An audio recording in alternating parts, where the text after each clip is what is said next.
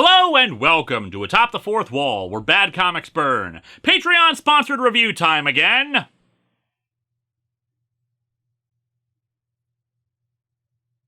you think maybe I'm too much into Pokemon? Yeah, I'm probably fine.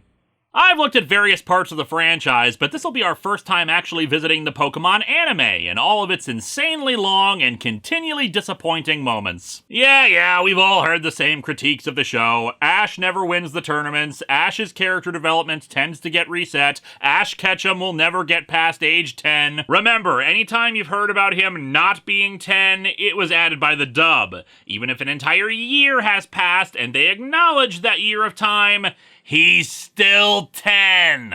The tournament thing is especially frustrating because, well, he has won some major things. The anime-only Orange Island arc had him winning that. Beat the champion and everything. He defeated the Battle Frontier and was offered a position as a Frontier Brain. In X and Y, he made it into the finals and lost, but should have won on a technicality because his opponent turned out to be allied with a terrorist group. I admit, I don't actively watch the show on a week-to-week basis anymore, but I do check out the league tournaments because they tend to be some of the best battles.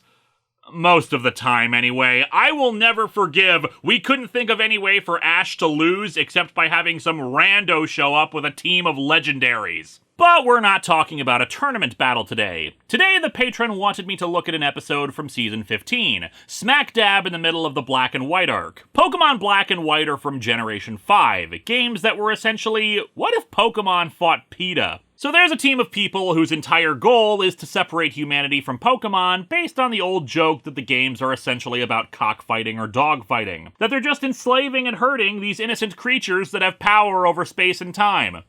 Or are ghosts. Of course, while abuse is certainly a thing that can happen, 9 times out of 10, the relationship between humanity and Pokemon is more complex. Pokemon go along with trainers because they want to get stronger. It's how most of them evolve, after all. And the anime is actually what put forth the idea that indeed, Pokemon can leave whenever the hell they want. We've seen with Psyduck and Wobbuffet on the show that they can just pop out of their Pokeballs without being called. Admittedly, in the games, we learned that the evil team was, well, evil, and it was all a plot by their leader to gain world domination by forcing all trainers everywhere to release their Pokemon, but there were true believers as part of the team, and at least the games were willing to acknowledge this opposing viewpoint. Hell, it doesn't even pass judgment on those who feel that way, only on whether or not you try to force other people to obey your viewpoint. And the anime never adapted this plot due to a number of factors, some of which were admittedly real-world tragedies. Sure, there were some parts of it that were put in near the end, but nope, moral complexities got scrapped. But if you want to see how things played out with funny commentary and insane randomization added, perhaps one could check out some weekly live streams of the game, hint hint wink wink. But yeah, today's episodes will not be about any of that, instead focused around one of Ash's gym battles. So let's dig into 2 episodes of the Pokemon anime and see what sort of stories they were telling after 15 years on the air.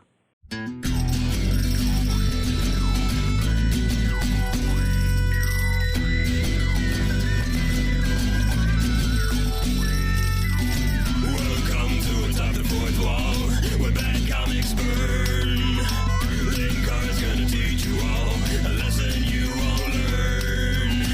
Brodsky, you're not the smartest. Life out, you're not an artist. Anyone who's had a bad comic published, it could be your turn. Linkara, he's a man punch, wears a birdie hat. Linkara, he has a magic gun. Where'd he purchase that? Linkara. Robots, Amazons, and trucks. Linkara. This comic sucks. Linkara. We are together now, friends forever now. Whatever comes our way, we won't run. We begin with our heroes walking on a path in the Unova region. During this time, Ash was traveling with Cilan, a gym leader and Pokemon connoisseur, which of course doesn't really mean what you think it would, aka the age-old question, do people eat Pokemon? No, basically he's more like a counselor, trying to figure out how strong a bond is between a Pokemon and its trainer, and, in turn, how to make it even better. His other companion is Iris, who in the games would later become the Unova region champion, and in White version is a gym leader as well. Here, she's a kid on her own journey to raise her Axew, and will scold Ash as being a little kid, despite presumably being the same age. Then again, given the whole weirdness of Ash's age after so long with the anime, maybe she's actually 50. The three are headed to Ash's next gym in Mistralton City. We should be able to see Mistralton City anytime now. Great! Riveting. Wow! What a wonderful sight to behold! Oh my god, a method of transportation that isn't walking! What is this witchcraft? The three arrive at Mistralton, leading us into the theme song. I was actually really disappointed by this. Not because the theme song was bad, I expected it to be. No, because I was expecting the previous season's theme song, which is considerably worse than this one, and I wanted to rant about it. Then I remembered that this is my show, and I can do whatever the hell I want. Season 14's theme song sucks! In fact, all of the theme songs for the Black and White episodes suck, but Season 14's was especially atrocious. The poor singers are trying their hardest to make this sound exciting, but the backing music is repetitive and the lyrics are banal. Yes, it does matter. If the path you choose is the same as Ash's, becoming a Pokemon Master, then whether you win or lose is indeed relevant. But yeah, this theme song is slightly better, but not by much. It's got a bit more energy, and the lyrics are boring and generic. It's the same singers, and the instrumentation is pretty similar, so if you told me these two theme songs were actually part of the same song, I would believe you. Personally, my favorite Pokemon theme is the original Johto theme, much like how Gen 2 is my favorite Pokemon generation. It had high energy and captured the idea of, holy crap, this is all brand new and I can't wait to explore it all and shove every one of these new creatures into a tiny ball. Anyway, let's continue on with Cilan Takes Flight, as they arrive at what's supposed to be the gym, but not only is it labeled as a cargo plane service, but there's a long line of trainers waiting to take on the gym leader. In fact, gym battles have to be made by appointment. Ash narrowly manages to schedule his in for the afternoon. Now please hang on to your appointment card for later. Appointment card? But I'm the protagonist! Everyone else is supposed to serve at my leisure! The gym leader, Skyla, lands the plane that we saw in the teaser. That's some shiny dandruff you got there, Skyla. Hi, my name is Skyla, and I'm the gym leader of the Mistralton Gym. But everybody calls me High Flying Girl. I even put it on the sign of my gym! You all have to call me that now. She counts out 15 trainers she has to take on in the morning group and brings out her 3 Pokemon. Hey, wait a second. Swoobat? Unpheasant? Swanna? I fought her recently and she had a Cyndaquil, Heatran, and a Simisear. It's like the people who made the show never even played the game. The first opponent shows off his 3 Pokemon, a Zebstrika, Boldore, and Emolga. Skyla declares it's time for the air battle. Air battle? Never heard of it. Boy, I sure hope it wasn't some stupid, overhyped battle type put in the following generation that feels like it was supposed to be something else, but instead was just only flying or floating Pokemon can fight. Well, okay, this is kinda weird, but triple battles are a mechanic introduced in the Generation 5 games, so having a 3-on-3 battle like this isn't that out of the ordinary.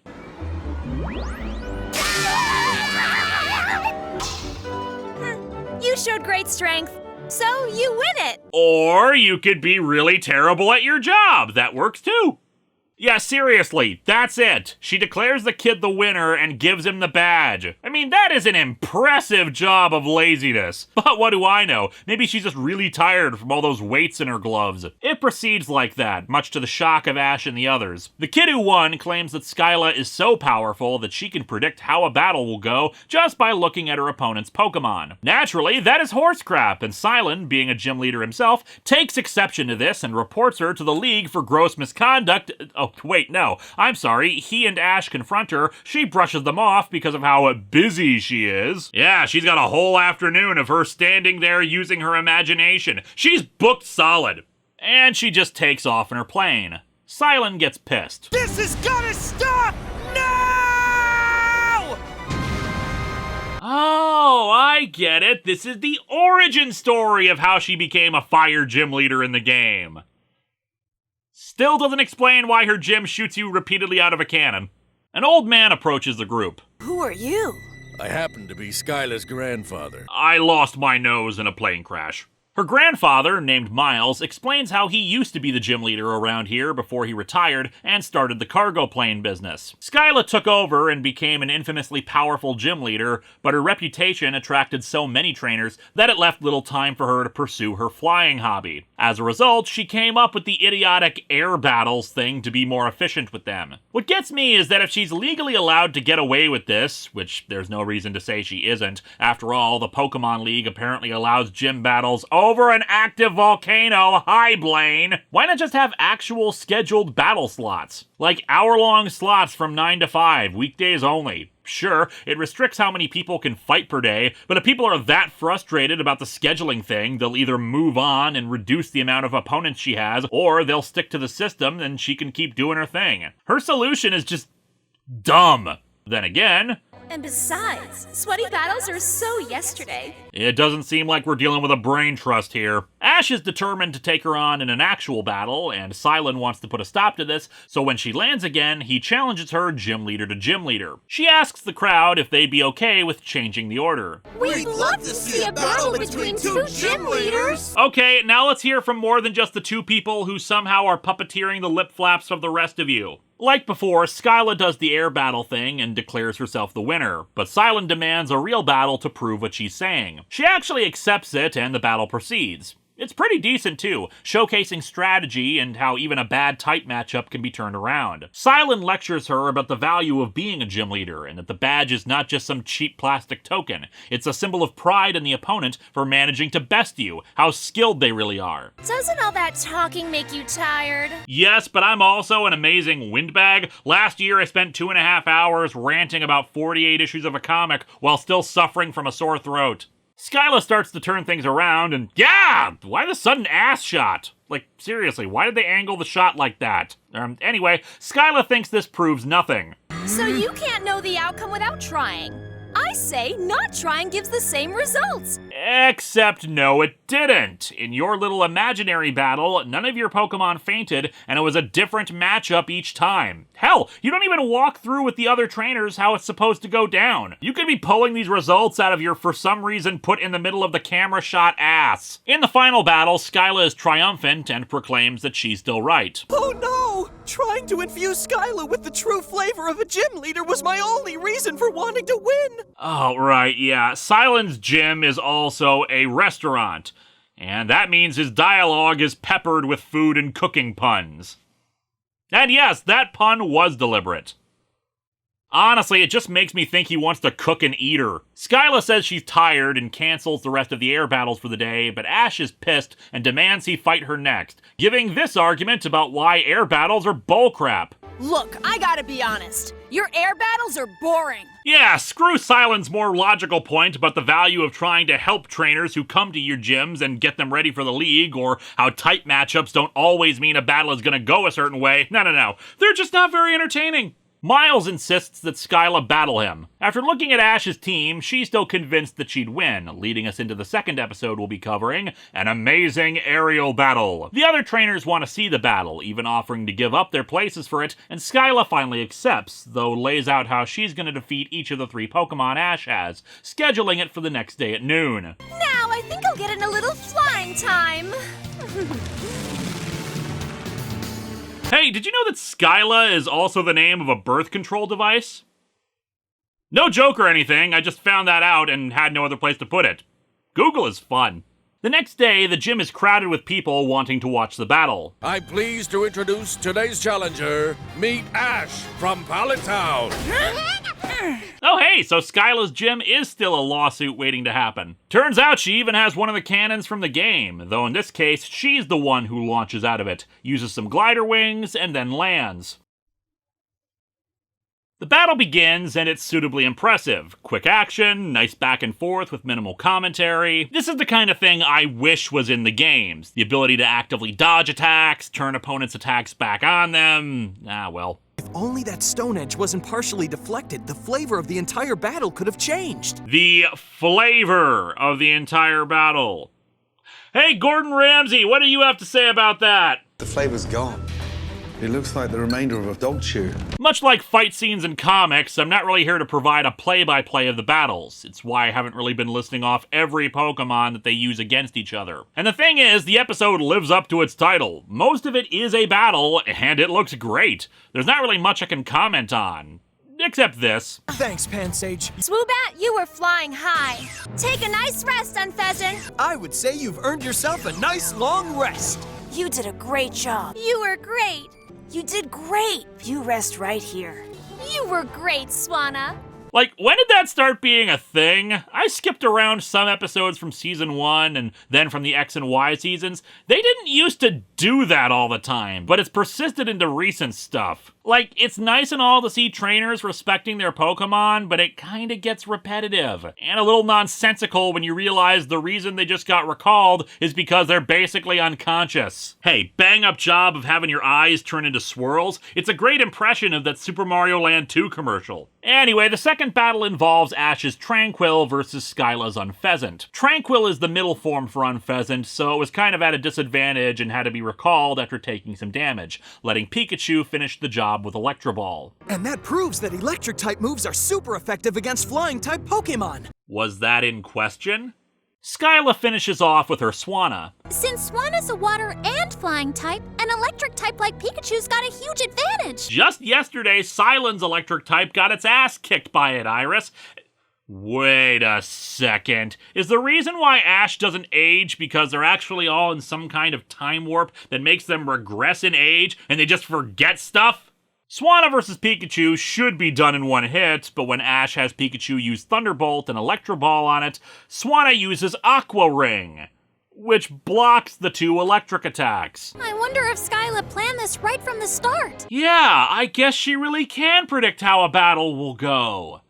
When she relies upon utter nonsense! Aqua Ring is a friggin' regenerative move. Every turn is supposed to replenish a bit of health. How in the hell is it blocking the electric attacks? How is that even supposed to work? Look, I said I wanted the battles in the games to be more complex, but not that you just change how the damn moves work from one battle to the next. Skyla explains that she learned this trick from watching her grandfather's old battles, on this knockoff QuickTime player at that. He used this move back in the day. Which is why he was so confused about what you just did less than a minute ago.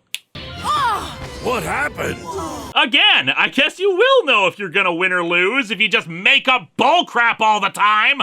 Swanna defeats Pikachu, leaving Ash with no other choice but to use Tranquil. It gets in some good hits, but Swanna manages to knock it away. With everything seeming lost, though, Tranquil evolves into Unpheasant. Ash scans it with his Pokedex, despite the fact that he had already scanned Skyla's yesterday. Holy crap, I was right! It's a time warp! He honestly cannot remember things that happened only a day ago! With Unpheasant now in the fight, Ash is able to turn the battle around and send Swanna crashing down, winning. Skyla admits the battle was fun, and she won't do any more air battles, saying she was wrong. A little disappointing she doesn't show any signs of her worldview being shattered, it's just, I lost, who'd have thunk it? Well, no more of that, I guess. And so our episode ends with Ash gaining the Jet Badge and heading out towards the next city, where no doubt the gym leader can just paint how he thinks the battles will go and settle for that. These episodes are okay, leaning towards good. The battles are the best part. Well animated, exciting, and like I said, not having too much repetitive dialogue from the side characters. I notice that kind of thing mostly in Pokemon and Yu-Gi-Oh! This assumption that the audience is stupid and needs to either have what just happened explained to them, or just have mundane filler dialogue like, oh no, they're in trouble, or wow, that'll turn things around. The episodes also excel in that they're singularly focused. There's no Team Rocket subplot, or subplots of any kind. They tell the story they're intending to tell and keep our attention focused the whole way. Even Cilan's speech in the middle of his battle with Skyla is pretty decent, if a bit flowery here or there. My problem with the episode is that I feel Cilan should have won his battle with Skyla. Ash doesn't reiterate any of Cilan's points during it. As such, it seems like it's just about his point, that her idea of air battles is boring and dull. Skyla also doesn't really seem at all shocked or have her arrogance or selfishness taken down a peg. Sure, it's not like she needed to be utterly destroyed, but for someone so confident and full of herself about how a battle would progress, she doesn't seem to be that taken aback by what has transpired. This has been her worldview, not even a quiet recognition of her faults for caring more about flying a damn plane instead of her responsibilities as a gym leader. You'd think, given her stunt flying at the beginning and then her putting on a show when she entered the arena to fight Ash, that maybe they were setting up for her realizing, oh, Pokemon battles can be just as exciting as flying, but nope. Still, the episodes are not bad, it just feels like more of a late rough draft that needed some more polish. Like I said, I think Cilan should have defeated her to prove the point, or hell, even have Iris do it, prove that as a result of her lack of battling, her actual skills have diminished. The battle re-energizes her, and that makes her fight that much harder when she takes on Ash. But yeah, not terrible, pretty decent stuff. Next time, we've still got another 2 weeks of Patreon-sponsored episodes while entering February, but we've got a comic that's based on a video game.